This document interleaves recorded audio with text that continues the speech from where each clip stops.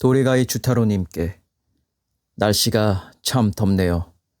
근무에서 돌아오면 찬물로 등목을 하고 시원한 맥주를 마시는 게 요즘의 즐거움입니다. 언젠가 당신에게 이끌려 가사이 해안까지 가서 함께 현해탄을 바라보던 때가 그립군요. 이처럼 차분한 마음으로 편지를 쓰는 것은 오래간만입니다. 당신을 처음으로 만난 것이 금년 2월이었죠. 벌써 7개월이나 흘렀네요. 수사에 쫓겨 하루를 편히 쉴 여유가 없었습니다. 오늘은 첫 가을의 햇살처럼 잔잔한 기분입니다. 사건이 끝난 탓이겠지요. 곤란한 사건 뒤에 오는 이 편안한 시간은 참으로 각별한 것입니다. 이렇게 당신에게 편지를 쓸 수 있게 되어 정말 기쁩니다. 언젠가 야스다의 홋카이도행을 풀이할 수가 없어 무척이나 답답하다고 당신에게 편지를 쓴 적이 있었죠. 그때 제게 여러 가지 조언과 함께 격려해 주셔서 얼마나 힘을 얻었는지 모릅니다.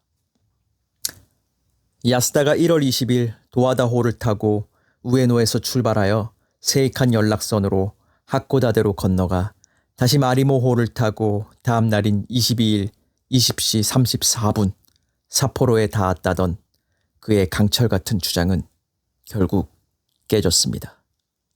마리모호에서 만났다던 관료들, 삿포로역으로 마중 나왔던 거래처 사람, 연락선에 잡힐 승선자 명단, 모든 조건들이 잘 갖추어져서 무척이나 애를 먹었습니다. 한편 항공기를 탔다는 증거도 전혀 나오지 않았었죠. 도쿄에서 후쿠오카, 다시 후쿠오카에서 도쿄, 이어서 도쿄에서 삿포로로 가는 3편의 탑승객들을 모두 철저히 조사해도 야스다의 이름은 없었습니다. 게다가 143명 탑승객들은 모두 자신들이 실제로 항공기를 탔다고 했습니다. 저는 그래도 야스다가 항공기를 탔을 것이라는 추측을 절대 포기할 수 없었습니다. 삿포로역으로 마중 나올 사람에게 열차 플랫폼이 아닌 대합실에서 기다리라고 전보를 보낸 것도 실은 비행기 연착을 우려했기 때문이라고 생각했던 거죠. 그러자 갑자기 그 전보를 어디서 쳤는지가 궁금해진 겁니다. 그 전보를 어디서 쳤는가를 조사했습니다. 그것은 21일 아침 도하다호 승객 중 한 명이 아사무시 근처에서 차장에게 부탁한 전보였죠. 차장은 그 승객을 기억하고 있었습니다. 인상착의로 봤을 때 X성 부장 이시다의 수행원 사사키 키타로 사무관이 분명해 보였습니다. 연락선 승선객 명부에는 이시다 부장의 이름은 있었지만 사사키의 이름은 어디에도 없었습니다. 즉, 사사키 키타로는 야스다의 이름으로 승선했던 것입니다. 그 수행자에 대해서 생각지 못했던 것은 저희의 부주의였습니다. 뒤에 안 사실이지만 사사키 사무관을 조사해 보니 야스다는 이미 반달 전쯤부터 승선자들이 써야 하는 용지를 준비하고 있었다고 하더군요. 야스다의 자필이라는 것에 말려들어 쩔쩔맸었는데 알고 보면 트릭이란 이토록 단순한 것입니다. 다음은 여객기 승객인데 143명의 탑승객을 다시 한번 검토했습니다. 우리의 목표는 명확했죠. 그들의 직업을 조사한 것입니다. 거기서 X선과 관계가 있는 6명의 승객을 추렸습니다. 그들을 만나 강력하게 추궁했고 자백을 받아냈습니다. 도쿄에서 후쿠오카는 A씨, 후쿠오카에서 도쿄는 B씨, 도쿄에서 삿포로까지는 C씨였습니다. 그들은 사실 탑승하지 않았죠. 단지 이시다 부장의 부탁을 받아 이름을 빌려주었던 것입니다. 절대로 밖에 알려서는 안 될 공무로 출장 가는 사람이 있어서 그런데 만일 후에 경찰에서 물으면 확실히 그 여객기를 탔다고만 대답해 주게. 절대 폐를 끼치지는 않을 걸세. 이렇게 이시다 부장이 부탁했다고 하더군요. 야스다는 ABC 3사람의 이름으로 도쿄, 후쿠오카, 삿포로를 다녀왔습니다. 나중에 명부를 조사당할 경우까지 계산해서 3사람의 이름으로 예약한 치밀함을 보였죠. 이렇게 하여 그의 홋카이도행이 무너지고 하카다행이 증명되었습니다. 그렇지만 여전히 문제는 남아 있었죠. 도쿄역에서 사야마 가정과 요정 고유기의 여급 오도키가 1월 14일 18시 30분 발 아사가제호를 함께 타는 장면이 목격된 것은 팩트입니다. 정확히 말하면 야스다가 목격자를 만든 것이겠지만요. 사야마와 오도키가 어떤 관계였는지 밝혀낼 수가 없었습니다. 오도키는 영리한 여자로 동료들 말에 의하면 좋아하는 사람이 있는 것 같다고도 합니다. 그녀의 아파트에서도 남자의 전화가 걸려오기도 했었다더군요. 오도키에게 숨은 애인이 있었던 것은 사실 같지만 정체를 알 수가 없었습니다. 물론 그녀가 사야마 게니치와 정사한 후로 누구나 그녀의 애인이 사야마라고 생각하고 있었지만 말입니다. 대체 왜 야스다는 그 둘 사이를 제3자에게 목격시키고 싶었을까요? 왜 그들이 아사가제호를 타고 규슈로 갔다는 것을 그토록 증명하고 싶었을까요? 어쩌면 그들이 진짜 연인이 아니었기 때문은 아니었을까요? 저는 열차 식당의 영수증에 주목했습니다. 거기에는 1인분 식사만 찍혀 있었죠. 당신도 1인분 영수증에서 의문이 시작되었다고 말씀하셨죠. 분명히 오도키는 중도에 하차하고 사야마만이 하카다로 갔을 것입니다. 그리고 두 사람은 애인도 뭐도 아니다 라는 결론을 내렸습니다. 아마 야스다와 사야마, 오도키 세 사람은 다른 곳에서 몇 차례 만난 일이 있었을 것입니다. 그 때문에 사야마와 오도키는 안면이 있었고 같은 기차에 이야기를 나누며 올라탈 수 있었던 거죠.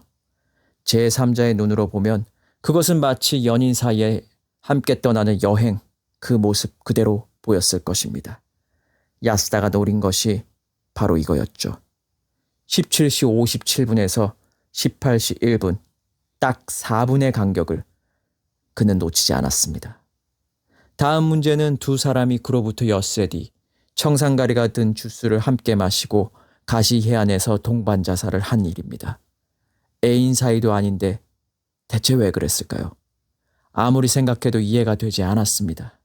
그렇게 머리를 싸매고 고민하던 어느 날 머리라도 식힐 겸 근처 술집으로 향했죠. 그날은 비가 와서 입구가 좀 혼잡했습니다. 문을 열고 들어가려는데 옆에서 불쑥 여자 한 명이 튀어나오더군요. 저는 문을 열어둔 채 먼저 들어가라고 고개를 끄덕였죠. 여자가 고맙다는 인사를 하고 저를 앞서 안으로 들어갔습니다. 이어서 제가 따라 들어갔죠. 종업원이 자리를 안내하는데 글쎄 커플석이더군요.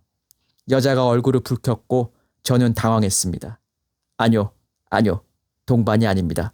각각 온 겁니다. 말하자 종업원이 사과하고 나서 우리를 1인석으로 다시 안내했습니다. 즐거운 오해를 받았다고 쓸데없는 말을 하는 게 아닙니다. 이 우연한 일이 제게 힌트를 주었으니까요. 단지 함께 들어왔다는 이유만으로 연인으로 여기다니. 사정을 모르면 그렇게 받아들일 수도 있다는 것을 깨닫게 된 거죠. 우리는 오도키와 사야마가 나란히 죽어 있었기 때문에 연인 사이에 벌어진 정사라고 판단해버린 겁니다. 사실 두 사람은 각각 다른 장소에서 죽은 겁니다. 죽은 뒤에 두 시체는 한 곳으로 합쳐진 것이죠. 사람들이 통상 저지르는 오류, 그 선입관을 야스다는 노린 겁니다. 당신도 언젠가 편지에서 말씀하셨죠. 만성이 되어버린 상식이 맹점을 만든다고. 범인은 이렇게 우리를 감쪽같이 속였습니다. 이제 사건이 벌어졌던 그날 밤 국철 가시역과 서철 가시역으로 돌아가 보겠습니다. 당신의 추측대로 두 쌍은 다른 커플이었습니다. 한 쌍은 사야마와 오도키라고 치고 다른 한 쌍은 누구였을까요? 만약 야스다가 거기 있었다고 한다면 아무래도 그의 아내 료코가 아니었을까. 다만 요양 중이던 그녀가 규슈까지 갈 수 있는지는 의문이었습니다. 그래서 저는 그녀의 주치의를 만나 물어보았죠. 주치의 말에 따르면 료코는 1월 19일부터 21일까지 자택에 없었다는 겁니다. 22일 왕진을 갔을 때 열이 있길래 특이사항을 물어보았더니 19일부터 육아와에 가서 놀다가 오늘 아침에야 돌아와 너무 피곤하다고 대답했다는 겁니다. 저는 료코의 하인을 조사하여 그녀가 매번 이용한다는 택시 정보를 알아냈습니다. 그를 만났죠. 기사는 료코를 아타미의 가이후소라는 여관 앞까지 데려다 주었다고 했습니다. 즉시 그 여관으로 달려가 조사를 벌였습니다. 여관 지배인 말로는 료코가 거기서 어떤 여자 손님을 만났다는 것입니다. 그 여자 손님은 1월 14일 8시가 조금 지나 혼자 와서는 5일 동안 묵고 있었다더군요. 연령이나 인상차기로 봤을 때 오도키가 틀림없었습니다. 숙박부에는 물론 스기와라 유키코라는 가명으로 되어 있었습니다. 스기와라는 사야마가 하카다의 단바라는 여관에서 사용했던 가명이기도 했습니다. 아사가제호는 아타미역에 19시 58분에 정차합니다. 그러니까 오도키는 사야마와 도쿄에서 열차를 함께 타고 혼자 거기서 내린 겁니다. 혼자 남은 사야마가 1인분 식사를 하고 영수증을 끊은 건 당연한 거죠. 그녀들은 19일 오후 22시쯤에 여관을 나왔습니다. 22시 25분 하카다행 열차를 타기 위해서죠. 이 열차는 20일 19시 4분에 종착역인 하카다역에 도착합니다. 그날 오후 8시경 사야마가 묵고 있는 여관 단바로 여자 목소리에 전화가 걸려옵니다. 그렇습니다. 그녀들은 열차에서 내려 곧 사야마를 불러낸 것입니다. 궁금한 건 전화를 건 사람이 오도키냐 료코냐 하는 겁니다. 오도키 같진 않았습니다. 연인 사이도 아닐 뿐더러 각자의 연유로 움직이는 두 사람이라 왠지 어색했습니다. 하지만 료코라면 말이 달라집니다. 료코는 남편 사야마의 대리인이 될 수도 있기 때문입니다. 일주일 동안이나 여관에서 야스다를 기다리고 있던 사야마는 그의 대리인격인 료코의 전화를 받고 밖으로 나온 것입니다. 사야마를 만난 료코는 은밀히 전할 말이 있다며 조용한 장소인 가시 해안으로 유도했을 것입니다. 사야마는 조사 중인 사건에 대해 무척이나 걱정하고 있었는데 아마 그것과 관련된 이야기라고 핑계를 댔겠죠. 수사의 손길은 시시각각 사야마를 향해 가고 있었습니다. 그를 휴가의 형태로 하카다로 도피시킨 것은 이시다 부장이었습니다. 아사가제호를 탈 것과 뒷일은 야스다가 하카다로 내려가서 말할 테니까 여관에서 기다리라고 명령한 것도 모두 그였습니다. 사야마는 상간의 명령에 그저 복종한 것뿐이죠. 사야마는 자신의 진술에 의해 상간이 피해를 볼 수도 있다는 점을 무척이나 두려워했습니다. 그만큼 충성심 강한 공무원이었습니다. 사야마는 야스다가 오기를 목을 빼고 기다리고 있었습니다. 야스다와 료코는 하카다역에서 기차를 타고 국철 가시역에 내렸습니다. 바로 뒤이어 야스다와 오도키는 전차를 타고 서철 가시역에 내렸습니다. 료코는 사야마에게 모든 일이 잘 진행되고 있으니 걱정하지 말라며 위스키를 권했습니다. 술을 좋아하는 사야마는 의심 없이 그것을 받아 마셨죠. 청산가리가 곧 그의 몸을 덮쳤습니다. 현장에 남아있던 청산가리가 섞인 주스병은 료코의 위장이었습니다. 한편 여객기를 타고 도쿄에서 날아온 야스다도 오도키를 만나 가시 해안으로 걸어갔습니다. 도중에 오도키는 몹시 쓸쓸한 곳이군요 중얼거리기도 했습니다. 야스다도 청산가리가 든 위스키를 오도키에게 건넸습니다. 쓰러진 그녀를 안고 사야마가 죽어있는 곳까지 가서 나란히 놓은 것입니다. 아마 오도키가 살해당한 장소는 사야마가 살해된 현장과 채 50m도 떨어져 있지 않았겠지요. 캄캄한 밤이었기 때문에 오도키는 아무것도 볼 수가 없었을 것입니다. 야스다는 오도키를 죽이고 어디 있어 료코! 소리쳤을 것입니다. 료코는 여기에요 여기! 대답했겠죠. 참 소름 끼치는 광경입니다. 현장은 바위투성이 해안이라 발자국이 남지 않습니다. 치밀한 작자들이었죠. 결국 정사로 위장한 살인은 부부의 합작품이었습니다. 여기서 기묘한 것은 야스다 부부와 오도키와의 관계입니다. 오도키와 야스다가 내연 관계였다고 상상하는 것은 어렵지 않은데 부인인 요코의 태도가 기괴했습니다. 말하자면 남편의 내연녀이고 적이기도 한 오도키를 함께 만나 숙박도 같이 하고 기차도 탔으니까요. 심지어 그 모든 비용을 료코가 지불하고 있었죠. 그래요. 병약한 몸 때문에 부부관계를 할 수 없는 입장에서 어쩌면 그녀가 선택할 수밖에 없었던 사안일지도 모르죠. 그러니까 오도키를 첩으로 인정한 겁니다. 주변을 돌아보면 뭐 아예 없는 일도 아닙니다. 이 끔찍한 사건. 처음엔 사야마 한 사람만 자살로 보이게끔 할 작정이었겠지요. 그러나 그것은 아무래도 위험하게 느껴졌을 것입니다.